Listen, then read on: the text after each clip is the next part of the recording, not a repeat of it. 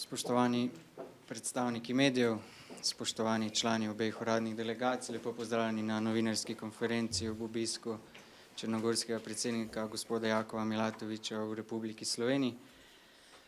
Najprej bo spregovorila današnja gostiteljica, predsednica Republike Slovenije, dr. Nataša Pirc Musar, nato tudi črnogorski predsednik gospod Milatović, nato bo čas za vaša vprašanja, sprejeli bomo po 2 vprašanji za oba predsednika, torej skupaj 4.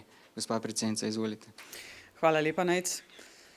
Najprej bi rada povedala, da so odnosi med Slovenijo in Črno goro res na zelo visokem nivoju, brez odprtih vprašanj.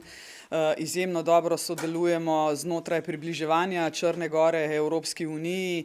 Ne bo odveč na tem mestu poudariti, kar seveda tudi sama osebno vidim in mislim, da je Črna gora prvak pri približevanju evropskim integracijam, da je pravzaprav, kot je moj kolega rekel, neka lokomotiva, ki vleče države Zahodnega Balkana k Evropski uniji.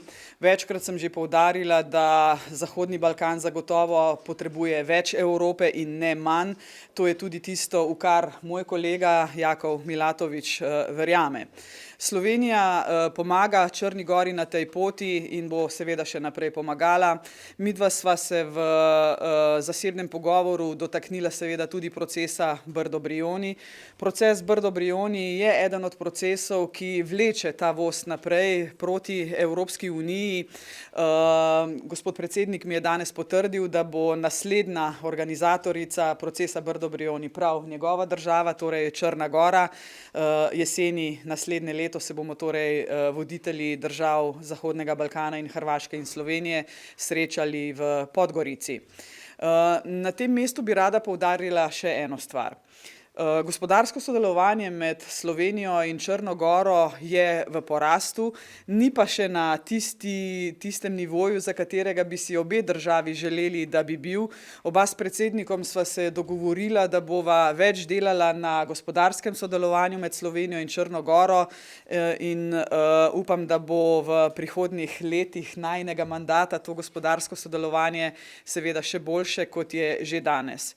Prav posebej pa bi rada Črno goro pohvalila na enem področju, ki je meni zelo ljubo in drago, in to je boj proti podnebnim spremembam. Črna gora je tudi tu nek vlečni konj in lokomotiva, kar se tiče držav Zahodnega Balkana. Je država, ki ima pripravljen že akcijski načrt znotraj zelenih agend. Tudi tu je Slovenija pomagala s svojim znanjem, predvsem na področju krožnega gospodarstva, ki je eden pomembnih segmentov boja proti podnebnim spremembam.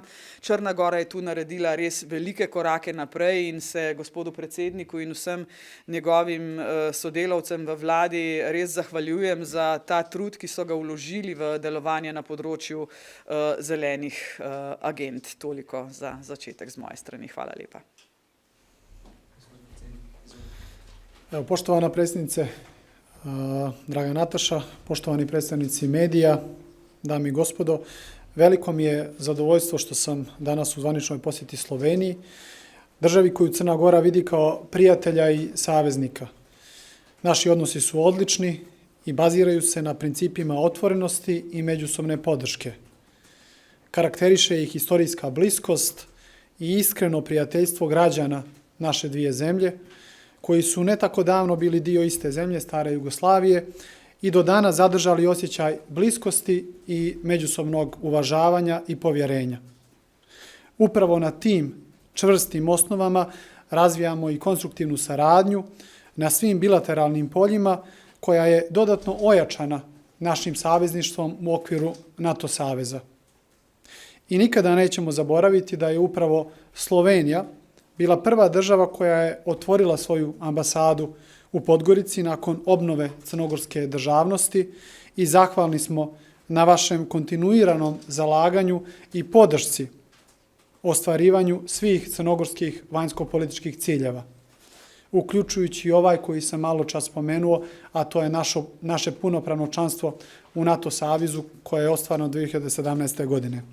Sada, kada smo kao društvo još snažnije riješeni da ubrzamo reforme sa ciljem što skorijeg ulaska u Europsku uniju, važno nam je da Slovenija i upravo Slovenija bude naš glas i promoter jer bi članstvo Crne Gore, isto kao što je i predsjednica rekla, zaista bio jedan dobar signal da je proces proširenja živ i u tom kontekstu dobra poruka i ostatku Zapadnog Balkana, ali i svim onim drugim zemljama kandidatima za članstvo.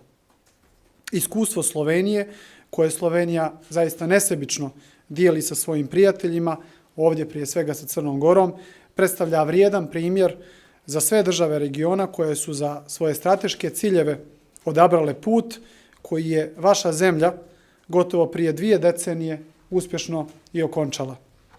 Cijenimo napore i način na koji afirmišete evropsku budućnost i Crne Gore i Zapadnog Balkana. Kao saveznici u okviru NATO-a dijelimo iste vrijednosti i posvećenost kolektivnoj bezbjednosti Europe i evropskog kontinenta, stabilnosti i miru, što je posebno intenzivirano u odnosu na rusku vojnu agresiju na Ukrajinu.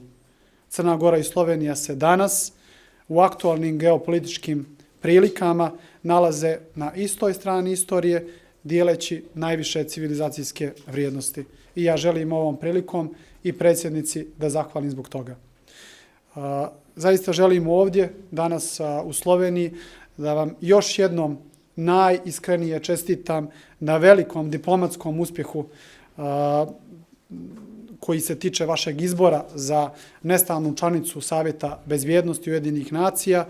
Mislim da je to putokaz i svima nama ostalima i ovdje sam danas prenio i predsjednici zalaganje Crne Gore da ide istim putem i da negdje u periodu od 2026. 27. godine također postane nestalna članica Savjeta bezbjednosti Ujedinjenih nacija. Posebno cijenimo podršku Slovenije koju smo dobili kad je u pitanju izbor Podgorice za sjedište regionalnog centra za borbu protiv sajber kriminala i sajber bezbjednosti.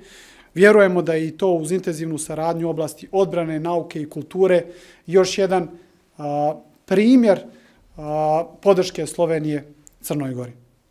Ono na čemu treba da radimo, kao što je i predsjednica već spomenula, je dodatno unapređenje naše ekonomske saradnje i zaista sam srećan da ćemo, nadam se, već naredne godine imati jedan dan posvećen dodatno unapređenju privredne saradnje između Slovenije i Crne Gore, tako što bismo organizovali privredni summit, biznis forum u Podgorici koji bi bio upravo posvećen tome. Slovenačka preduzeća u Crnoj Gori su dobrodošla, mnoga koja trenutno posluju su već uspješna i zaista su primjer, dobar primjer nekih uspješnih privatizacija koje su se u prethodnom periodu desile u Crnoj Gori. Vjerujem da na ovaj način podizanjem i ekonomskih odnosa na nivo ovih naših političkih dodatno dajemo vjetar u leđa i novi zamajac našim odnosima. Zahvaljujem se još jednom predsjednici i na njenom trudu, na njenom zalaganju u okviru unapređenja Brdo-Brioni procesa. Sa velikim zadovoljstvom ističem još jednom da će Crna Gora naredne godine upravo biti domaćin i zahvaljujem se i na podršci koju je predsjednica dala i meni kao predlagaču u tom smislu. I na kraju mislim da su statua našeg najvećeg vladara i filozofa Petra II. Petrovića Njegoša u Ljubljani, ali i od skora najvećeg slovenačnog pjesnika Franca Prešerna u Podgorici, najljepši simbol prijateljstva, saradnje u prošlosti, ali i buduće saradnje između naša dva naroda. Još jednom hvala puno na svemu tome. Hvala, predsednik. Če lahko samo še eno stvar dodam. Gospod predsednik je omenil dobro sodelovanje znotraj NATO. Prav posebej moram pohvaliti Črnogorsko vojsko, ki sodeluje znotraj latvijskega kontingenta skupaj s Slovenijo. Skratka, tudi v konkretnem realnem življenju to sodelovanje res poteka. Kar se tiče Centra za kibernetsko varnost, sva se oba s predsednikom dogovorila, da bova delala na tem, da bodo vse države Zahodnega Balkana članice tega centra.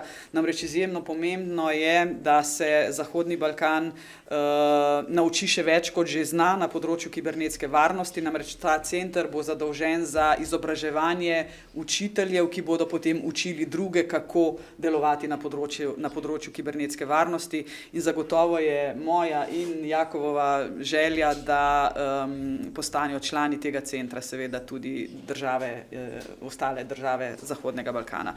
Je bil pa ta center ustanovljen z podpisom v Tirani, kot veste, skupaj z Francijo, Slovenijo in Črnogoro. Tako da najlepša hvala, Jakov, tudi za podporo temu centru, ki je izjemno pomemben za sodelovanje na kibernetskem področju znotraj regije Zahodnega Balkana.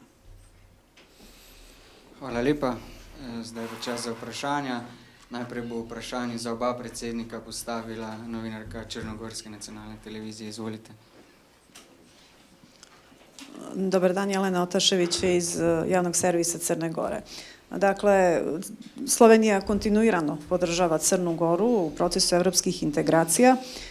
Šta u ovom periodu našeg pristupanja Slovenija konkretno, odnosno zvanična Ljubljana, može da doprinese Crnoj Gori kako bi brže postala članica Evropske unije? Smatrate li da je 2028. neki rok do kojeg bi mogli postati dio Evropske unije?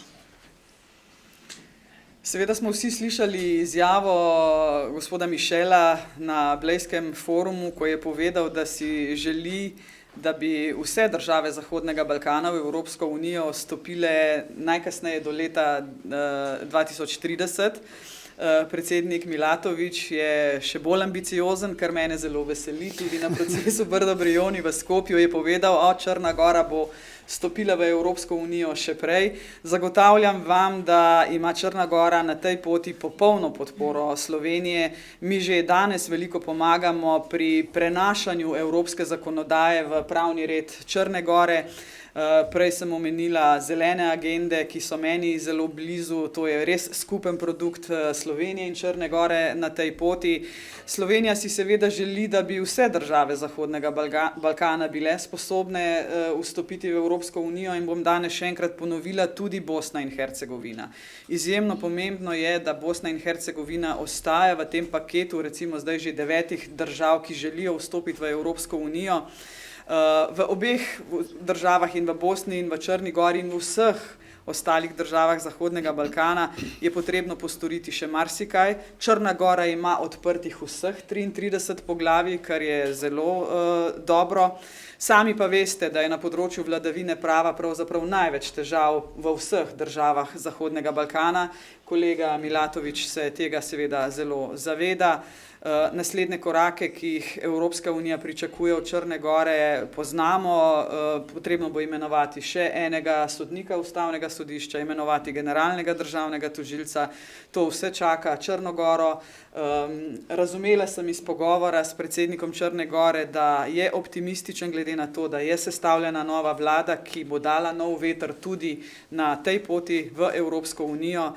In lahko samo še enkrat ponovim, Črna Gora je zagotovo prva v vrsti, ki bo izpolnila cilje, ki jim jih je dala Evropska unija in ki so si jih sami zadali. Na čelu Slovenije su uglavnom žene. Dakle, predsjednica države, onda imamo predsjednicu parlamenta, potpredsjednicu vlade, šefice diplomatije ujedno. Kako država funkcioniše sa ženama na najvišim državnim funkcijama? Kako su građani zadovoljni? Vsaka država bi bila nespametna, če bi zanemarila polovico svojega potencijala, kar ženske predstavljamo. Vse ženske in tudi moški v tej dvorani danes veste, da so naše energije drugačne, ampak ko jih postavimo skupaj, je lažje premakniti tudi kakšno goro. In jaz sem prepričana, da to super volilno leto, ki smo mu bili priča lani, ko smo 3 dame prišle na nek vrh, torej prebile določene steklene stropove v naši domovini, da je to za Slovenijo samo dobro. Ampak veste, jaz sem bila zelo vesela, ko sem pozdravila črnogorsko delegacijo tu na Brdu, tudi v črnogorski delegaciji je kar precejšen delež žensk. Tako da hvala, predsednik, da imate v svoji ekipi tudi dame.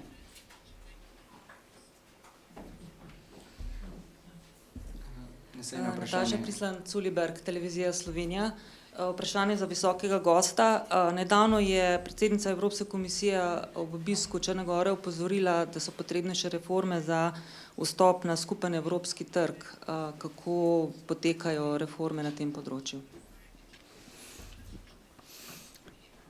Pa predsjednica Europske komisije, gospođa von der Leyen, je bila u posjeti Crnoj Gori. Imali smo jedan srdačan, iskren razgovor. Ona je u Podgorici predstavila dodatno i plan rasta za Zapadni Balkan, koji je predstavila prije par mjeseci. Mislim da je to jedan dobar plan. Znate da je plan sastavljen od 4 komponente. Prva koja se tiče pristupa zemalja Zapadnog Balkana jedinstvenom europskom tržištu. Druga komponenta je dodatno fokus na unapređenje regionalne ekonomske saradnje između zemalja Zapadnog Balkana. Treća komponenta je upravo se tiče reformi koje ste ispomenuli i četvrta je ona koja se tiče dodatno pristupa evropskim fondovima za zemlje Zapadnog Balkana. Ja mislim da upravo svaka od te 4 komponente ima svoju ulogu kako u demokratskom razvoju Crne Gore, tako i u našem ekonomskom razvoju i ono što je do nas, a mislim da upravo sa novim sazivom Skupštine Crne Gore i sa novom crnogorskom vladom, to tek nekako treba dodatno da dođe do izražaja, je da se intenzivira proces reformi u Crnoj Gori, prije svega ovih koje se tiču imenovanja u pravosuđu. Mislim da je Crna Gora u prethodnom periodu dosta uradila u suštinskom smislu na ozdravljenju, eto da iskoristim baš tu riječ, crnogorskog pravosuđa i dodatno unapređenja povjerenja crnogorskih građana koje je u prethodnom periodu bilo izgubljeno kad je naš pravosudni sistem u pitanju. Mnoge loše daske iz našeg pravosuđa su u prethodnom periodu uklonjene. Sada je na nama da pronađemo u Skupštini Crne Gore politički konsenzus kako bismo na najvažnija mjesta u crnogorskom pravosuđu imenovali ljude od integriteta, ljude koji će još snažnije nastaviti borbu protiv organizovanog kriminala i korupcije. Znate da je nesumnjivo unapređenje vladavine prava reforma koja otključava sve ostale reforme i upravo je i ono na čemu ja kao predsjednik Crne Gore u kontinuitetu insistiram. Negdje sam više puta govorio da ukoliko sve bude išlo svojim tokom u ovom dijelu unapređenja vladavine prava, da bi Crna Gora mogla zaključiti sva pregovaračka poglavlja do kraja 2026. godine. Mnoga od njih, pogotovo ova koja se tiču ekonomije i ostalih nekih tehničkih stvari su već spremna za zatvaranje. U mnogima smo odmakli poprilično, tako da 2024., 25. i 26. godina bi mogle biti iskorišćene da Crna Gora sa novom vladom zaokruži sva ta poglavlja. 27. bi mogla biti ostavljena za ratifikaciju pridruženja Crne Gore od strane nacionalnih parlamenta zemalja članica Europske unije i ja iskreno mislim da je onaj naš osnovni cilj i target, a to punopravno članstvo Crne Gore u Europskoj uniji 2028. godine u tom smislu apsolutno realno. Drago mi je što na tom putu imamo podršku Slovenije. Znate da u svemu vam je potreban prijatelj, a mislim da Crna Gora u narednom periodu još može biti snažniji glas i promoter upravo ovakvog scenarija kad je u pitanju Crna Gora. I ono što je nama vrlo važno da se zadrži taj princip regate, to jest da svaka zemlja ulazi u odnosu na zasluge i odnosu na stepen reformi koje bude ostvarivala na domaćem terenu. Smatram da je Slovenija i u prethodnom periodu tu bila jako principijelna i čini mi se da i u narednom periodu možemo očekivati istovjetan stav od zvanične Ljubljane i mislim da i ova naša današnja posjeta koju sam započeo danas sa razgovorom sa predsjednicom, a nastavit ću je naravno i sa razgovorom sa članovima vlade, sa predsjednikom vlade, sa ministricom vanjskih poslova, će sasvim sigurno ići u tom pravcu. Zato još jednom zaista velika zahvalnost Sloveniji na svemu što je uradila i na svemu što će uraditi u narednom periodu kad je u pitanju naš evropski put. Še eno vprašanje kolegice iz Črne Gore za predsjednika. Gospodine predsjedniče, za 2 dana očekujemo izvještaj Europske komisije o Crnoj Gori, s obzirom na to da je završen period političke nestabilnosti. Smatrate li da je taj neki međuperiod doprinio da taj izvještaj bude bolji i kvalitetniji odnosno na ono što se očekivalo prije formiranja vlade? Ja mislim da je izvještaj o napretku, godišnji izvještaj o napretku jedan presjek stanja. Smatram da je to izvještaj koji treba da donosiocima odluka u Crnoj Gori pokaže određene smjernice i negdje putokaz da u narednom periodu dodatno stavimo fokus na prevazilaženje određenih izazova kojih smo svjesni. Mislim da je kada je došlo do promjena vlasti u Crnoj Gori 2020. godine urađeno dosta u suštinskom smislu. Znate da je Crna Gora po prvi put na demokratski način promijenila vlast 2020. godine, da smo mi u prethodnom periodu pokazali da na jedan demokratski način to radimo. Sada već imamo 3. vladu od tih velikih promjena u zemlji, da smo puno suštinskih stvari uradili u dijelu unapređenja vladavine prava. Govorio sam malo čas o svim dobrim stvarima koje su se desile u našem pravosuđu, koje je i po izvještajima Evropske komisije i po izvještajima drugih naših strateških partnera u prethodnom periodu često bilo negdje prezentovano kao politički zarobljeno. Ja sam apsolutno siguran da je trenutno politički stav u Crnoj Gori i dodatno jedan novi nivo demokratskog razvoja, da postoji svijest o potrebi nezavisnog pravosuđa i očekujemo da parlamentarne većine i naravno i od vlade Crne Gore da u tom pravcu budu izabrani i novi ljudi u našem pravosuđu, upravo kao što sam rekao, da to budu ljudi od integriteta, ljudi koji će još snažnije dati vjetar u leđa borbi protiv organizovanog kriminala i korupcije. Vladavina prava je temelj svih ostalih reformi u jednom društvu. Ja sam na kraju krajeva ušao u domaću politiku kako bih od Crne Gore konačno napravio jednu normalnu zemlju u kojoj je za uspjeh u životu negdje najviše potrebno ono koliko neko radi i koliko je obrazovan. I mislim da na taj način Slovenija jeste odmakla u odnosu na Crnu Goru.